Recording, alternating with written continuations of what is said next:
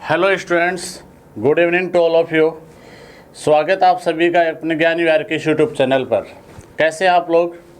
उम्मीद करता हूं स्वस्थ होंगे और बहुत अच्छे से पढ़ाई कर रहे होंगे। देखो, प्रॉफिट लॉस अपन पढ़ रहे थे, 2 क्लास अपनी हो चुकी है, आज तीसरी क्लास अपनी प्रॉफिट लॉस की है। बहुत बेसिक चैप्टर और उतना ही इम्पोर्टेंट चैप्टर।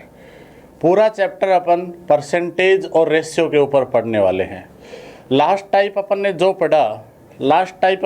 पढ़ा उसमें पढ़ा कि जब दो वस्तुओं को अपन समान मूल्य में बेच रहे हैं या खरीद रहे हैं, अगर एक पर x% प्रॉफिट हो रहा है, अगर एक पर x% लॉस हो रहा है, तो यहाँ पे 2 कंडीशन थी अपनी।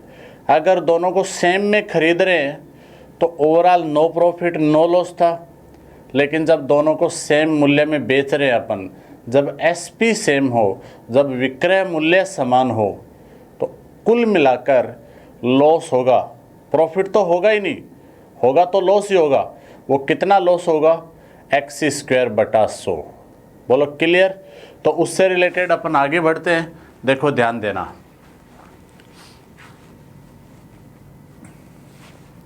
देखो इस टाइप का एक क्वेश्चन कर रहे थे अपन। पढ़ो सभी, क्वेश्चन क्या कह रहा है देखो। 2 मोबाइल फ़ोन 6,000 रुपये प्रति फ़ोन के मूल्य पर बेचे जाते हैं। प्रथम मोबाइल को 20% लाभ पर बेचा जाता है और दूसरे मोबाइल को 25% हानि पर बेचा जाता है। सौदे के दौरान हुए लाभ अथवा हानि प्रतिशत क्या होगा? बहुत अच्छा क्वेश्चन है। देखो क्या कह रहा है कि एक को 20 बेच तो सेम में रहा है, दोनों को 6,000 रुपये में बेच रहा है, लेकिन इस बार जो प्रॉफिट लॉस है वो डिफरेंट है। 20% प्रॉफिट हो रहा है एक पे और एक पे 25% लॉस हो रहा है। देखो क्या करना है,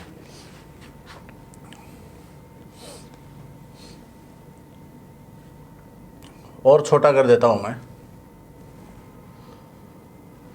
अब मैं आपको ये कह रहा हूं कि अगर इस क्वेश्चन में आप 6,000 का यूज करते हैं, अगर आप इस क्वेश्चन में 6,000 का यूज करके करते हैं तो ये क्वेश्चन हल्का सा लेंथी हो जाएगा, ये क्वेश्चन। बात समझ पा रहे हो ना? देखो कैसे करोगे मैं बता देता हूं। चलो फर्स्ट मेथड SP 6,000 रुपये और यहां भी SP 6,000 रुपये। दो थी, एक पे 20% प्रॉफिट 20% और लॉस 25%। तो यहाँ सीपी क्या होगा मैं डायरेक्ट बता देता हूँ, यहाँ से थोड़ा सा डायरेक्ट बता देता हूँ। ये चीज़ अपन पढ़ के आ गए। 6,000 रुपये एसपी है, 6,000 रुपये एसपी है, तो 20% प्रॉफिट का एसपी क्या होगा? 120 × 100। 6,000 में 120 का भाग दोगे × 100, तो 120 से 5 बार 5,000। बोलो यहाँ पे सीपी कितना आया? 5,000। यहाँ देखो 6,000 में भाग देंगे अपन 25% लॉस का मतलब 75, 25% लॉस का मतलब 75 और सीपी चाहिए × 100। 25 से 3 बार, 25 से 4 बार। बोलो 2,000 का 4 गुना 8,000। तो एक वस्तु का सीपी 8,000 है, एक वस्तु का सीपी 5,000 है, तो टोटल सीपी 13,000 हो गया, टोटल क्रय मूल्य 13,000 हो गया। मुझे आप ये बताओ, टोटल क्रय मूल्य 13,000 रुपये है, टोटल विक्रय मूल्य 12,000 रुपये है। टोटल क्रय मूल्य 13,000 रुपये है, टोटल विक्रय मूल्य 12,000 रुपये, तो लॉस कितने का हुआ? 1,000 रुपये का। 1,000 रुपये का लॉस हुआ 13,000 पे। 1,000 का लॉस हुआ 13,000 पे, परसेंटेज में × 100, तो 3 0 से 3 0 कैंसिल हो गई। बोलो 1/13 क्या होता है? 7.7। एक तो मेथड ये हो गया फर्स्ट मेथड, जिसको अपने को एग्जाम में नहीं अपनाना है, इस मेथड को अपन कैसे करेंगे? सुनो ध्यान से।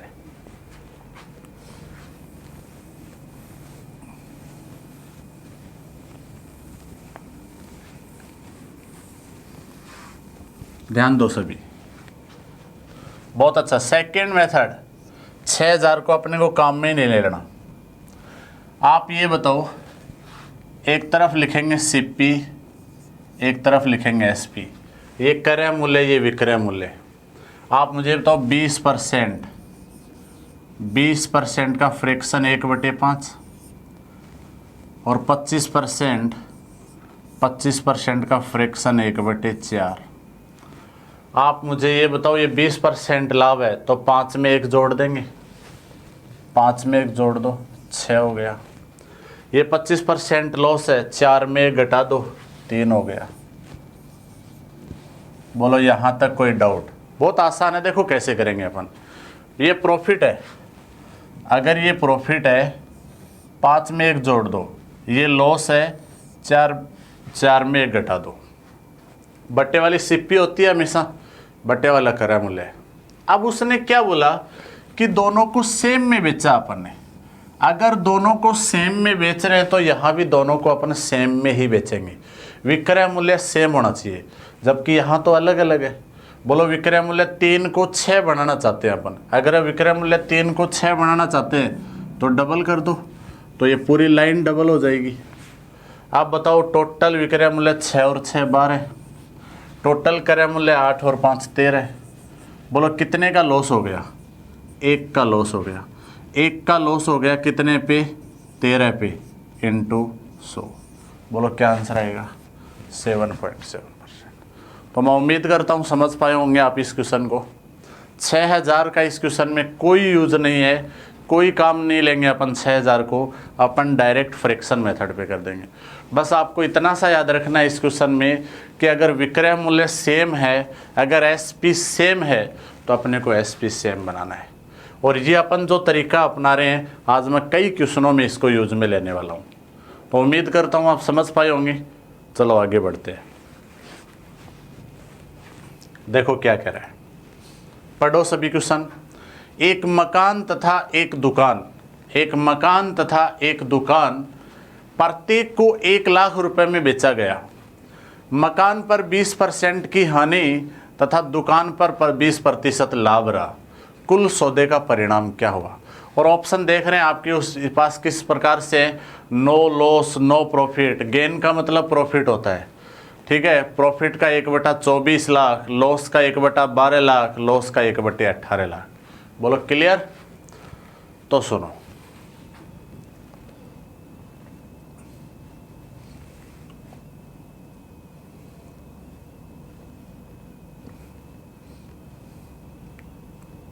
देखो मैं फिर से 2 मेथड से बता देता हूँ इस क्वेश्चन को। एक मकान और एक दुकान प्रत्येक को 1 लाख रुपए में बेचा गया। प्रत्येक को 1 लाख रुपए में बेच रहा है, तो दोनों को 2 लाख रुपए में बेच दिया। बोलो टोटल एसपी,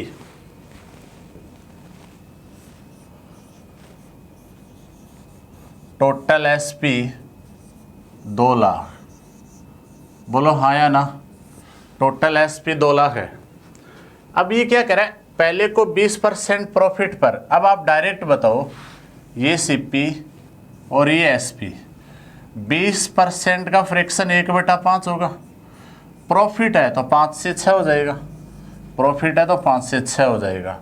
लॉस है तो 5 से 4 हो जाएगा, लॉस है तो 5 से 4 हो जाएगा। ठीक है, बोलो यही बोला इसने।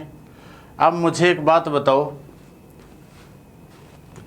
अगर टोटल सीपी 25 रुपये है तो टोटल एसपी 24 हो गया। अगर टोटल सीपी 25 रुपये है तो टोटल एसपी 24 रुपये हो गया। बोलो लॉस कितने का? 1 का लॉस, 1 का लॉस 24 पे बेच रहा है ना, बेच तो 24 में रहा है, 1 का लॉस। तो आप क्या बोलोगे, जो 24 पे 1 का लॉस है, अब इसको मिटा देता हूं मैं। 24 पे लॉस है 1 का, तो आपको लॉस चाहिए 2 लाख पे। 2 लाख पे क्या लॉस होगा? 1/24 इंटू 2, यानी क्या आंसर आएगा? 1/12 का लॉस हो गया। 1/12 का लॉस, 1/12 का लॉस। एक तो ये तरीका हो गया। दूसरा आपको कल बताया था कि जब सेम मूल्य में बेचता है, जब सेम मूल्य में बेचता है तो हमेशा लॉस होता है, हमेशा लॉस होता है। 20% हानि 20% प्रॉफिट। तो सुनो ध्यान से, क्या मैं सेकंड मेथड के ऊपर चलूं, आगे बढ़े।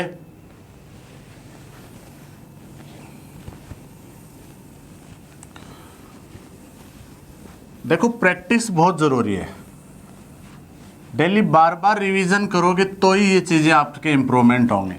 अगर आप ये सोच रहे हो ना कि अपन अगर एक बार पढ़ लेंगे तो अपना काम चल जाएगा, या एग्ज़ाम के नज़दीक पढ़ लेंगे तो काम चल जाएगा, ऐसा 1% भी नहीं होगा।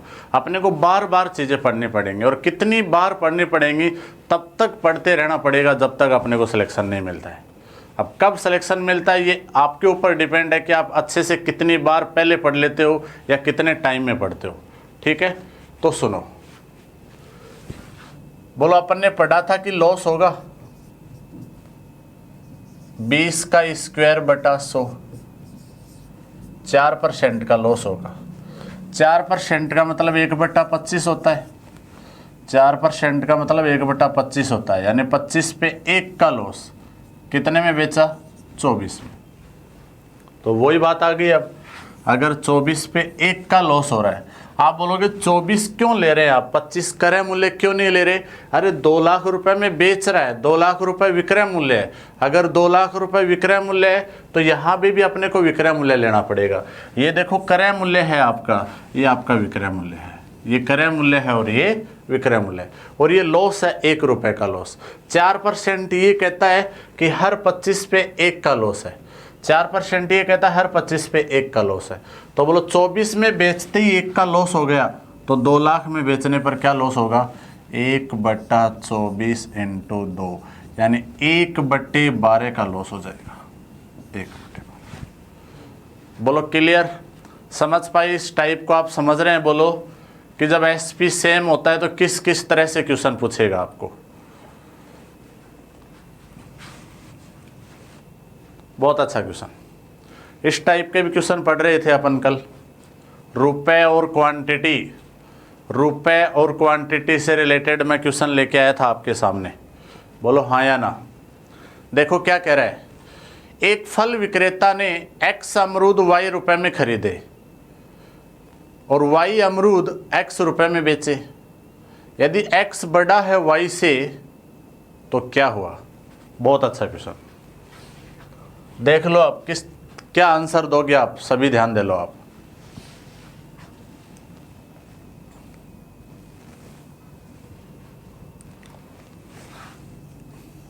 रुपए क्वांटिटी, देखो x अमरूद y रुपए, y रुपए है, y रुपए x अमरूद, ये सिप्पी है। y अमरूद x रुपए, x रुपए y अमरूद, ये एसपी है। बहुत ही अच्छा क्वेश्चन है, बहुत ज़्यादा अच्छा क्वेश्चन है। अब मैंने आपको कल भी बताया था क्वांटिटी सेम होनी चाहिए, क्वांटिटी सेम होनी चाहिए। ये x है ये y, ऐसा नहीं होना चाहिए। आप जितनी वस्तुएं खरीद के लेके आ रहे हो उतनी वस्तुएं तो बेचोगे। ऐसा थोड़ा ना आप 5 वस्तुएं ले आए 10 बेच दी, कहाँ से बेच दी 10? वस्तुएं तो 5 ही थी। तो आप मुझे ये बताओ किस तरह से क्वांटिटी सेम करें। इसको y से मल्टीप्लाई, इसको x से मल्टीप्लाई। अगर आप इसको पूरे को y से मल्टीप्लाई करोगे तो y स्क्वायर हो जाएगा, पूरे को x से मल्टीप्लाई करोगे तो x स्क्वायर हो जाएगा। बोलो यहाँ तक कोई डाउट? अब मुझे एक बात बताओ, यहाँ से इसका तो कोई रोल नहीं है। अब ये तो मैंने कल भी बताया था। अब पूरी कहानी यहाँ पे आ गई। इसका मतलब सिप्पी वाई स्क्वायर है। अगर सिप्पी वाई स्क्वायर है तो बट्टे में तो सिप्पी आएगा। अगर सिप्पी वाई स्क्वायर है तो बट्टे में तो बोलो वाई स्क्वायर ही आएगा, बट्टे में तो वाई स्क्वायर आएगा, बट्टे में तो ये भी कैंसिल, ये भी कैंसिल। सी और डी में अपना आंसर आएगा, सी और डी में। अब सुनो ध्यान से, ध्यान दे लो अब। अरे अब अपन कैसे पता करें, सुनो ध्यान से। अब ये काम की बात है, अगर ये 10 होता ये 15 होता, अगर ये 10 होता ये 15 होता तो अपन बोल देते प्रॉफिट हो रहा है। अगर ये 10 होता ये 8 होता तो अपन बोल देते लॉस हो रहा है। अगर सीपी बड़ा लॉस, सीपी छोटा प्रॉफिट। यहाँ पे इसने एक बात बोली कि x बड़ा है y से, x बड़ा है y से।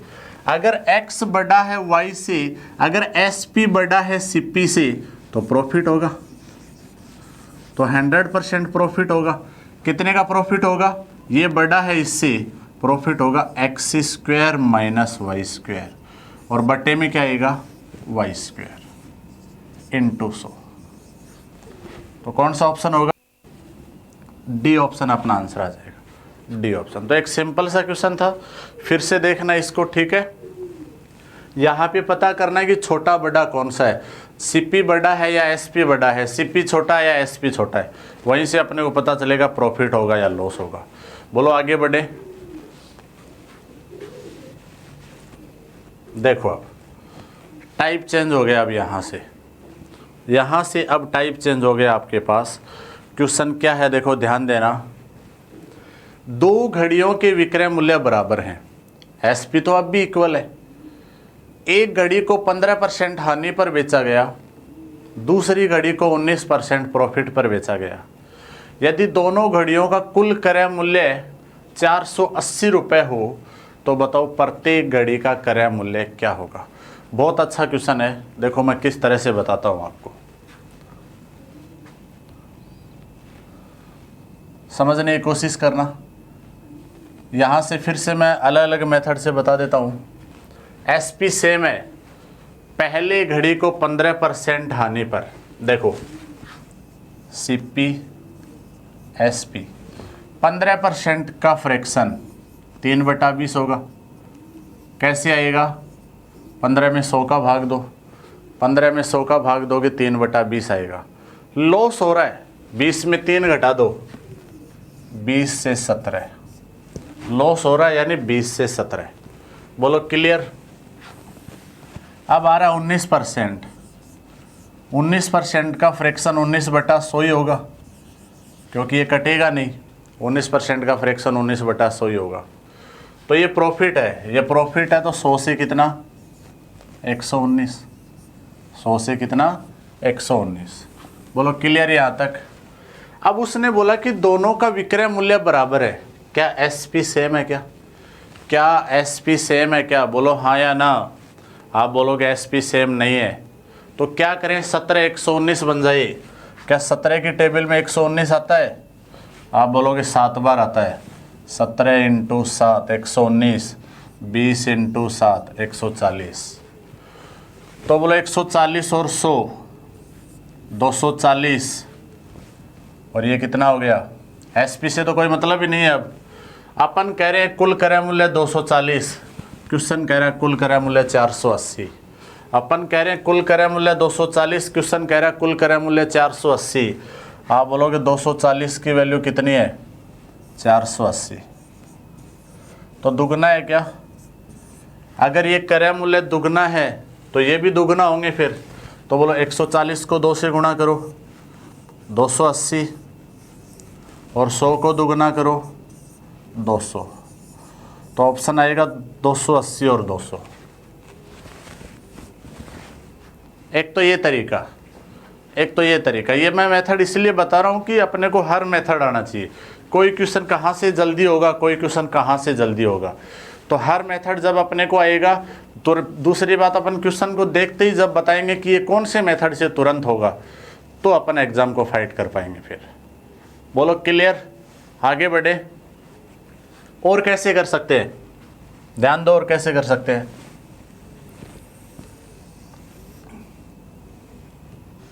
देखो अब मुझे ये बताओ, देखो ध्यान देना सभी। पहली वस्तु का 15% हानि यानी 85% बराबर है दूसरी वस्तु का 119%। पहली वस्तु का 85% बराबर है दूसरी वस्तु का 119%।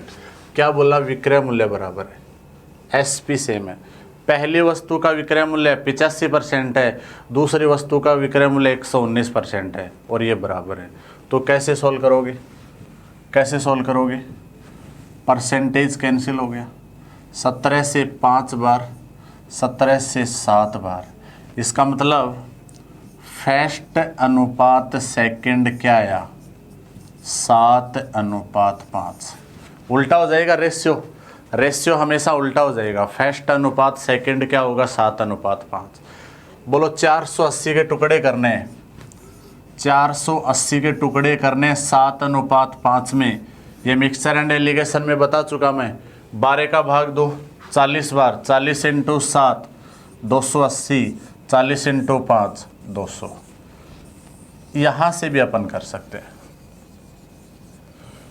तो हर मेथड से आप कर सकते हो, फर्स्ट मेथड से भी कर सकते हो और ये अपना सेकंड मेथड से भी कर सकते हो। बोलो क्लियर? एक्स मान के भी कर सकते हो आप। खूब सारे मेथड होते हैं। जब ऑफलाइन क्लास होती है तो मैं इनको बेसिक से भी बता देता हूँ, क्योंकि वहाँ अपने पास पूरा टाइम होता है। ठीक है, तो यहाँ आप ज़्यादा मेथड के रूप में कंफ्यूज मत हो आप। ठीक है, तो टिके पाना मुश्किल होगा नहीं आपका। बोलो आगे बढ़े। हो रहे हैं सबसे? आ रहा है समझ में? बताते रहा करो आप मुझे। अब करो, इस क्वेश्चन को करना आपको। करो सभी, करो सभी। 30-40 सेकंड का टाइम आपके पास, जल्दी से कर दो।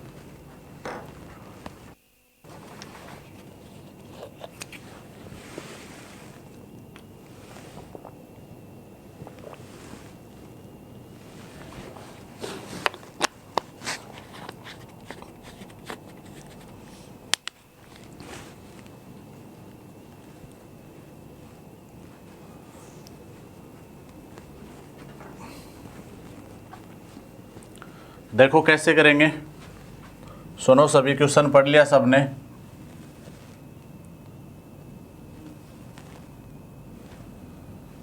क्या बोला? दो घड़ियों का विक्रय मूल्य बराबर है, सेलिंग प्राइस सेम है। पहली घड़ी को 16% हानि पर बेचा गया और दूसरी घड़ी को 26% प्रॉफिट पर बेचा गया। पहली घड़ी को 16% लॉस और दूसरी घड़ी को 26% प्रॉफिट पर बेचा गया। यदि दोनों घड़ियों का क्रय मूल्य का मान 1600 रुपये, टोटल क्रय मूल्य 1600 रुपये। देख लो सभी, टोटल क्रय मूल्य कितना है? 1600 रुपये है। तो बताइए 16% हानि पर बेची गई घड़ी का क्रय मूल्य क्या होगा? कैसे करेंगे सुनो सभी।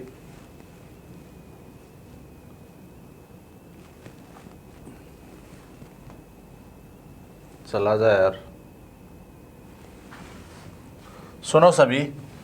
पहली घड़ी 16% हानि, 16% हानि का मतलब 84% होगा। और दूसरी घड़ी 26% प्रॉफिट। दूसरी घड़ी प्रॉफिट यानी 100 में जोड़ना है 126%। ये भी विक्रय मूल्य, ये भी विक्रय मूल्य, और ये आपस में बराबर बोल रहे हैं। दोनों का विक्रय मूल्य आपस में इक्वल बोल रहे हैं। अगर विक्रय मूल्य इक्वल है, परसेंटेज से परसेंटेज कट गया। देखो 42 का भाग दोनों में जा रहा है। ये 42 का डबल है, ये 42 का 3 गुना है। बताओ फर्स्ट अनुपात सेकंड क्या होगा? 3:2। 3:2। क्लियर? अब कह रहा है 16% हानि पर बेची गई वस्तु का क्रय मूल्य क्या होगा? 16%। इसका मतलब 16% वाली तो ये फर्स्ट वैल्यू पूछ रहे। बोलो 1600 में किसका भाग? 1600 में 5 का भाग और इंटू 3। 1600 में 5 का भाग इंटू 3, 320 का 3 गुना 960। 320 का 3 गुना क्या हो जाएगा? 960। C option. क्लियर? ये वही क्वेश्चन है। 1600 के टुकड़े करने 3:2 में। 1600 के टुकड़े करने 3:2 में। 1600 में 5 का भाग दे देंगे। 1600 में 5 का भाग देंगे, कितना आएगा? 16 दूनी 32, 320 आएगा। 320 को 3 से भी गुणा कर देंगे और 2 से भी गुणा कर देंगे। ठीक है?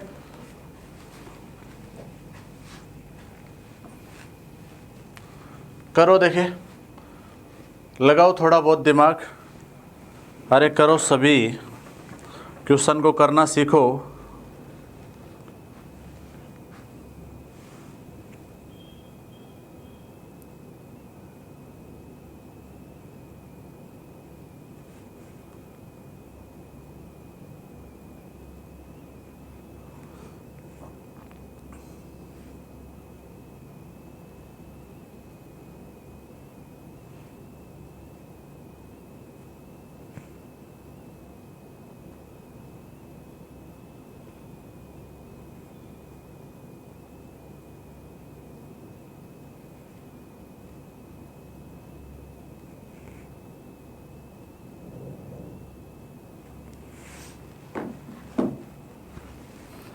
क्या बोला क्वेश्चन, सभी देखो। दो कारों में से प्रत्येक का विक्रय मूल्य बराबर है। दो कार ऐसी है, प्रत्येक का सेलिंग प्राइस सेम है, जो कि 4 लाख रुपए प्रत्येक है। पहली कार को 10% प्रॉफिट पर बेचा गया और दूसरी कार को 7% हानि पर बेचा गया। अब कह रहा बताइए पूरे व्यवसाय पर कितना % लाभ या हानि हुई।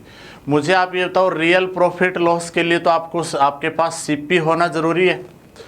रियल प्रॉफिट लॉस के लिए तो आपके पास सीपी होना ज़रूरी है। तो सुनो कैसे करेंगे, ध्यान दो।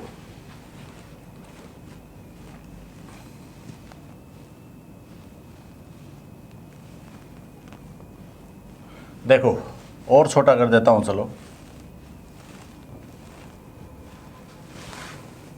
सीपी एसपी, देखो 10% प्रॉफिट, 10% का फ्रैक्शन 1/10 होगा, तो 10 से 11, 10 से 11।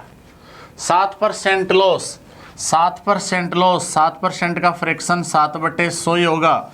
लॉस है तो 100 में 7 घटा दो, 100 से 93।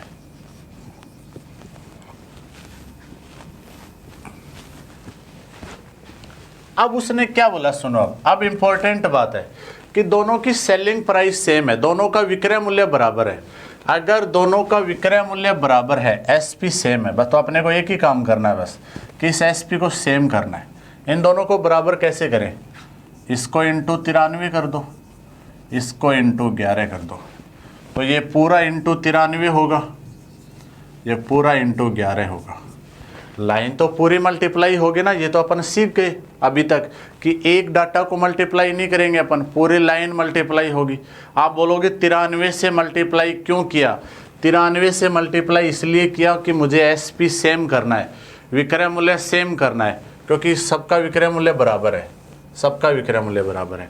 तो ये भी 93 इंटू 11 कितना हो गया, 1023। ये भी 1023 हो गया। तो 1023 और 1023 कितना हो गया, 2046, 2046। और ये 1100 और 930, 2030, 2030। बोलो 2030 रुपए की 2046 में बेच दी, प्रॉफिट हुआ या लॉस। आप बोलोगे प्रॉफिट हुआ, प्रॉफिट हुआ 16 रुपए का, प्रॉफिट हुआ 16 रुपए का। 2030 पे इंटू 100, 10 से 10 कैंसिल, बोलो 160/203, 160/203% का प्रॉफिट हुआ, 160/203% का प्रॉफिट हुआ। तो बहुत आसान क्वेश्चन है, अच्छे लेवल के क्वेश्चन है, बस डिपेंड करता है आप कितनी प्रैक्टिस करते हो। और ये वो सब क्वेश्चन है जो आपके एग्जाम में आपके सामने आते रहते हैं। बोलो आगे बढ़े।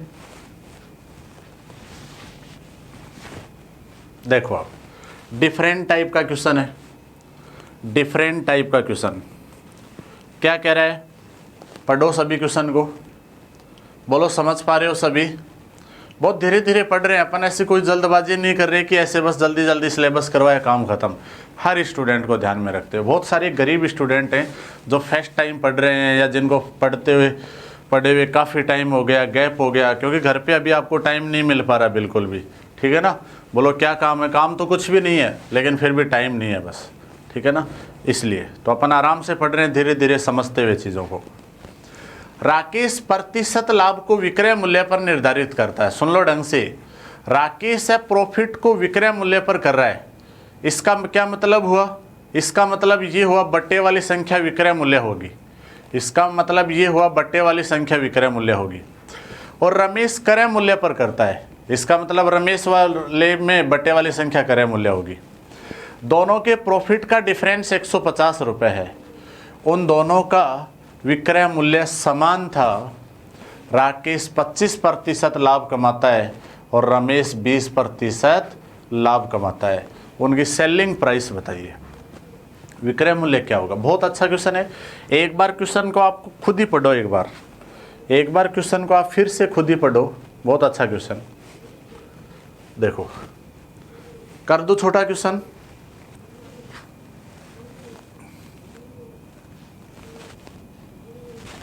सुन लो ढंग से। अब देखो, अब सीपी एसपी, यहां राकेश आएगा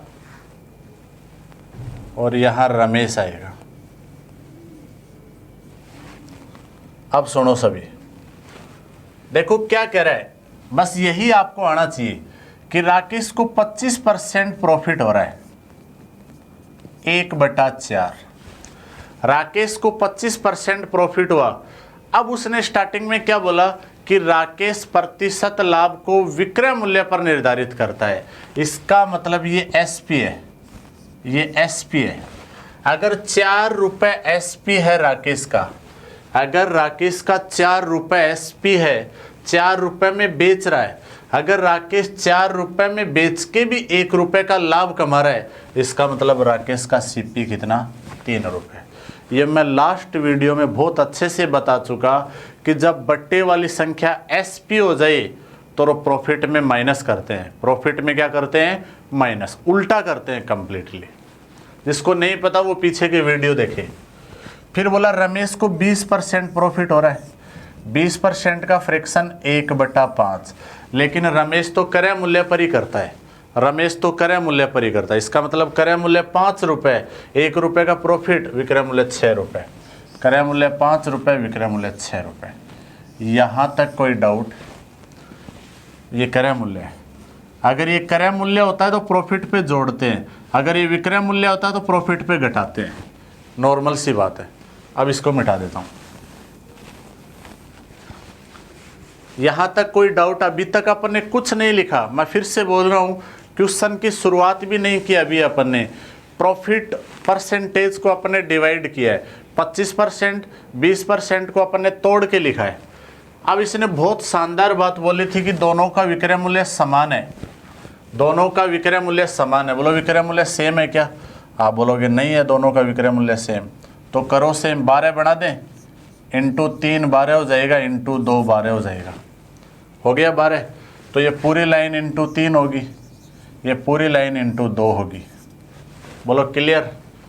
अब मुझे एक बात बताओ, अगर मैं आपको ये पूछूं इनको क्या प्रॉफिट हुआ, तो आप क्या बोलोगे? राकेश 9 रुपये वाली वस्तु 12 में बेच रहा है। सुन लो ढंग से। अब राकेश 9 रुपये वाली वस्तु 12 में बेच रहा है, तो राकेश को 1 रुपये का प्रॉफिट हो रहा है, राकेश को 1 रुपये का प्रॉफिट हो रहा है। रमेश 10 रुपये वाली वस्तु 12 में बेच रहा है, रमेश 10 रुपये वाली वस्तु 12 में बेच रहा है, रमेश को 2 रुपये प्रॉफिट हो रहा है, रमेश को 2 रुपये प्रॉफिट हो रहा है। जबकि कह रहा है कि इनके प्रॉफिट का डिफरेंस 150 है। बोलो यहाँ इनके प्रॉफिट का डिफरेंस कितना है? 1 रुपये। बोलो 1 इकाई किसके बराबर? 150 रुपये के बराबर। अगर 1 इकाई की वैल्यू 150 रुपये, इनकी सेलिंग प्राइस क्या होगी? ये भी 12 है, ये भी 12 है। बोलो 12 इकाई किसके बराबर? आप बोलोगे 150 को 12 से गुणा कर दो, 1800 रुपये। A option. बहुत ही अच्छा क्वेश्चन था और बहुत कुछ था इस क्वेश्चन के अंदर, बहुत कुछ था इस क्वेश्चन के अंदर। पहले क्वेश्चन को पढ़ो फिर से, स्टार्टिंग में वापस लेके पहले क्वेश्चन को पढ़ो फिर से, और फिर देखो अपन ने क्या किया, फिर आप अच्छे से समझो कि अपन ने क्या किया। बोलो क्लियर? पूरा समझ में आएगा। एसपी सेम करना अपने को। ये प्रॉफिट 1 रुपये, ये प्रॉफिट 2 रुपये। प्रॉफिट का डिफरेंस क्यों लिया अपन ने? क्यों लिया प्रॉफिट का डिफरेंस? क्योंकि प्रॉफिट का डिफरेंस 150 रुपये, एक की वैल्यू।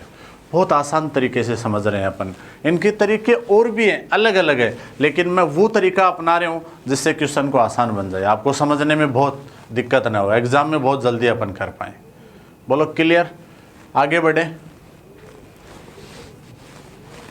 देखो अब पढ़ो क्वेश्चन को फिर से। क्या कह रहा है?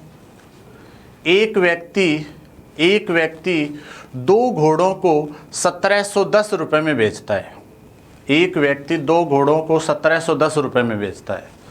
पहले घोड़े का क्रय मूल्य दूसरे घोड़े के विक्रय मूल्य के बराबर है। बहुत अच्छा क्वेश्चन आ गया कि एक व्यक्ति 2 घोड़ों को 1710 रुपये में बेच रहा है, पहले घोड़े का क्रय मूल्य दूसरे घोड़े के विक्रय मूल्य के बराबर है। यदि पहले घोड़े पर उसे 10% हानि होती है और दूसरे पर 25% लाभ होता है, तो कुल लाभ या हानि। इस बार ओवरऑल प्रॉफिट लॉस वो भी रुपए में पूछ रहा है। इस बार ओवरऑल प्रॉफिट लॉस वो भी आपको रुपए में पूछ रहा है। तो आप किस तरह से करोगे? देखो ध्यान देना, आप समझना सभी।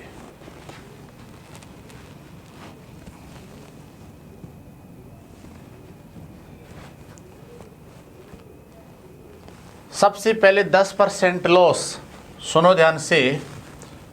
यहाँ मैं सीपी लिखूंगा, यहाँ एसपी लिखूंगा, यहाँ फर्स्ट घोड़ा होगा, यहाँ सेकंड घोड़ा होगा। सुन लो ढंग से। अब पहले बोला 10% लॉस, 10% का फ्रिक्शन 1/10 होता है। लॉस है 10 में से 1 घटा दो, बोलो 10 से 9। क्रय मूल्य 10 रुपये, विक्रय मूल्य 9 रुपये। फिर बोला दूसरे पर 25% लाभ, 25% का फ्रैक्शन 1/4 होता है। 25% का फ्रैक्शन 1/4 होता है। लाभ है 4 में 1 जोड़ दो 5। यहां तक कोई डाउट? अब सुनो ध्यान से, इसने क्या बोला कि पहले घोड़े का क्रय मूल्य और दूसरे घोड़े का विक्रय मूल्य सेम है। पहले घोड़े का क्रय मूल्य, दूसरे घोड़े का विक्रय मूल्य सेम है। क्या बोला इसने? इसने बोला कि ये जो वैल्यू है सेम, ये सेम होनी चाहिए। ये सेम है। पहले घोड़े का क्रय मूल्य, दूसरे घोड़े का विक्रय मूल्य, ये सेम है। जबकि यहाँ तो सेम नहीं है। अगर यहाँ सेम नहीं है, क्या अपन 5 को 10 बना सकते हैं? बिल्कुल डबल करके। अगर आप 5 को 10 बनाओगे, डबल कर दो, 2 से गुणा कर दो, आगे तो पूरी लाइन 2 से गुणा होगी। अब मुझे एक बात बताओ आप कि टोटल क्रय मूल्य कितना? टोटल क्रय मूल्य 10 और 8 18। टोटल विक्रय मूल्य कितना? 10 और 9 19। बोलो क्या हुआ, प्रॉफिट या लॉस? आप बोलोगे 1 रुपये का प्रॉफिट हुआ। 1 रुपये का प्रॉफिट हुआ कब? जब 19 में बेचा।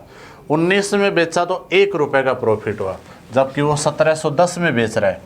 19 की वैल्यू 1710, तो 1 की वैल्यू 1710/19, 90 रुपये। और इसी 1 की वैल्यू चाहिए थी अपने को, इसी 1 की वैल्यू चाहिए था अपने को, तो 90 रुपये का प्रॉफिट हो गया। तो सेम टाइप लेके चल रहे हैं अपन। उम्मीद करता हूँ आप समझ पा रहे होंगे इन क्वेश्चनों को किस तरह से डील करोगे आप।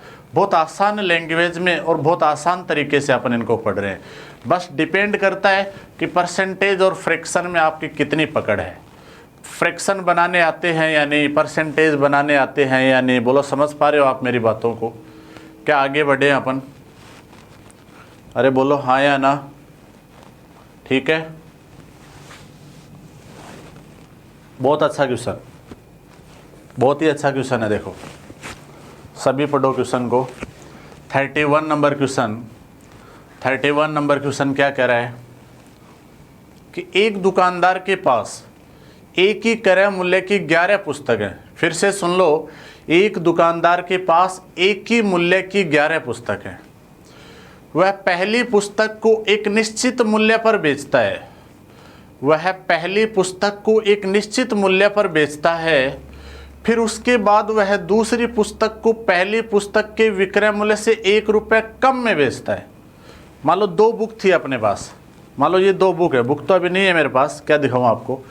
मान लो ये बुक है, पहले अपन ने इसको बेचा, अगर पहले अपन इसको बेच रहे हैं, मान लो इसको अपने 80 रुपये में बेचा, तो इसको अपन फिर अगली बार 1 रुपये कम करके बेच रहे हैं, 79 रुपये में बेच रहे हैं। यही बात बोल रहा है ये, फिर से समझो कि क्या कह रहा है कि एक दुकानदार, थोड़ा बड़ा कर देता हूं मैं क्वेश्चन को, एक दुकानदार के पास एक ही क्रय मूल्य की 11 पुस्तक है, वो खुद 11 पुस्तक सेम मूल्य में लेके आया, पहली पुस्तक को एक निश्चित मूल्य पर बेच रहा है, फिर उसके बाद वह दूसरी पुस्तक को पहली पुस्तक के विक्रय मूल्य से 1 रुपये कम करके बेच रहा है। फिर क्या बोला, और फिर वह तीसरी पुस्तक को दूसरी पुस्तक के विक्रय मूल्य से ₹1 कम में बेच रहा है, फिर से 1 कम में बेच रहा है। यदि छठी पुस्तक को क्रय मूल्य पर ही बेचा गया तो बताइए 11 पुस्तकों को बेचने पर उसे कितना प्रॉफिट लॉस हुआ। पहला option 20%, 10%, 1/11%, no profit no loss. अब बहुत आसान क्वेश्चन है, क्वेश्चन को आपने पढ़ लिया होगा, स्क्रीनशॉट ले लिया होगा। अब देखो मैं किस आसान तरीके से, बिल्कुल मैं कह रहा 5 या 10 सेकंड में आपको आंसर देना है। क्या करना है सुनो, बिल्कुल छोटा सा कर दिया मैंने ताकि मैं अच्छे से समझा सकूं आपको। देखो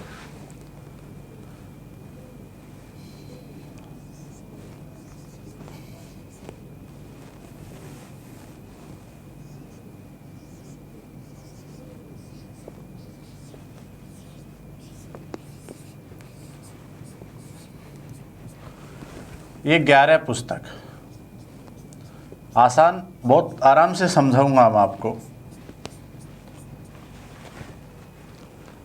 ये 11 बुक लेके आए अपन, सुन लो ढंग से, ये 11 बुक लेके आए अपन। मुझे आप एक बात बताओ, ये 11 बुक अपन 100 रुपये में लेके आए, ये 11 बुक अपन 100 रुपये में लेके आए, तो मुझे आप ये बताओ, थोड़ी सी देर के लिए समझने की कोशिश करना। ये 11 बुक अपन 100 रुपये में लेके आए और अपन ने छठी बुक को 100 रुपये में बेच दिया। क्वेश्चन यही बोल रहा है कि जो वो छठी बुक है, 6 नंबर वाली बुक है, उसने उसको जितने में लाया उतने में बेचा। जबकि इससे पहले क्या किया उसने, हर बुक को 1-1 रुपये घटा के बेचा उसने, हर बुक को 1-1 रुपये, यानी यहाँ तक 1-1 रुपये घटा के लाए हैं अपन। इसका मतलब 5वीं बुक को उसने 100 + 1 में बेचा था, चौथी बुक को उसने 100 + 2 में बेचा।